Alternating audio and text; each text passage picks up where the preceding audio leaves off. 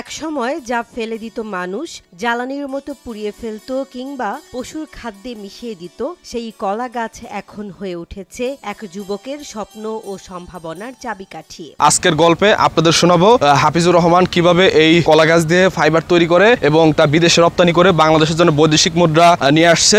গাজীপুরের কোনাবাড়ির যুবক হাফিজুর রহমান দেখিয়ে দিয়েছেন প্রতিকূলতার মাঝেও তৈরি করা যায় নতুন পথ।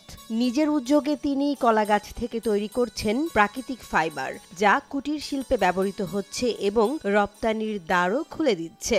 ফেলে দেওয়া কলা গাছ থেকে ফাইবার তৈরি করি। এখন যারা ওই যে বাগানে কলা গাছটা হওয়ার পরে, কলাটা কেটে ফেলার পরে ওই গাছটা আর কোনো কাজে লাগে না, গাছটা যার যার জমিনে কেটে ফেলে দেয়। তো ওখান থেকে ওই গাছগুলো কালেক্ট করে আপনার এই মেশিং এর ধারায় ফাইবার তৈরি হয়। এই ফাইবার থেকে আপনার হস্তশিল্পের কিছু কাজ হয়, আবার এই ফাইবারটা দেশের বাইরেও যায়, চায়নাতেও যায়। এক সময়কার ফেলে দেয়া জিনিসই আজ তার আয়ের প্রধান উৎস। আর এই উদ্যোগ শুধু হাফিজুরের জীবন নয়, বদলে দিচ্ছে আশপাশের বেকার যুবকদের ভবিষ্যৎ। আপনার ফাইবারের ক্যাটাগরি আছে, যেটা মাথার চুল পরিমাণ হবে সেটা আপনার রেট পাবে হচ্ছে 350 টাকা। আর এই মেশিন গুলো যারা কাজ দেখবে, কাজ শিখবে, তারপরে হচ্ছে উনি এই মেশিনটা তৈরি, মেশিনের সুতা ফাইবার তৈরি করবে। দিন দিন বাড়ছে আগ্রহ। দূর দূরান্ত থেকে মানুষ ছুটে আসছে হাফিজুরের কাজ দেখতে। শেখার আগ্রহে অনেকেই হাত লাগাচ্ছেন এই নতুন শিল্পে। ফেসবুকে ভিডিও দেখি যে কলা গাছের ফাইবার দিয়ে সুতা তৈরি করতেছে। তারপরে আমি ভিডিও দেখা নাম্বারে যোগাযোগ করি হাফিজুল ভাইয়ের সাথে। হাফিজুল ভাই বলছে যে আসো, আইসা যদি তোমার মেশিনের কাজ পছন্দ হয়, তুমি করতে পারো, তাহলে আইসা মেশিনটা নিয়ে যাও। তারপরে আমি এখন আসছি, আইসা একটা মেশিন নিয়ে যাবো। মেশিন এই কাজটা করলে মানে ভালো সম্ভাবনা আছে সামনে।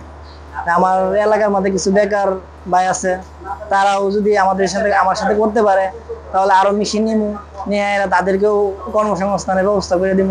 হাফিজুর বললেন, সরকার যদি গবেষণা করে, বড় উদ্যোগ নেয়, তাহলে এই ফাইবার দিয়ে আরো ভালো কিছু সম্ভব। আর এতে দেশের অর্থনীতিতেও আসবে ইতিবাচক পরিবর্তন। কিছু কিছু সুতা মোটা আসে, যেরকম এই যে ফাইবারটা মোটা আসছে, এই ফাইবারটা মোটা আসছে, এটা যদি উনি যদি ভালোভাবে ধুত আর ভালোভাবে যদি পানি দিয়ে যদি ঝাঁকাইতো, তাহলে মনে করেন যে এই মোটাটা আসতো না।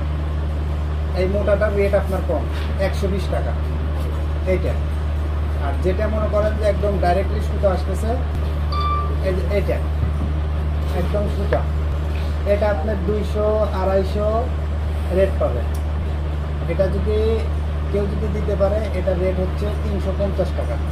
এক সময় যে কলা গাছ ছিল অপ্রয়োজনীয়, সেই গাছ থেকেই আজ সম্ভাবনার বীজ ছড়িয়ে দিচ্ছেন হাফিজুর রহমান। তার হাত ধরেই হয়তো জন্ম নেবে একটি নতুন শিল্প, একটি সবুজ বিপ্লব।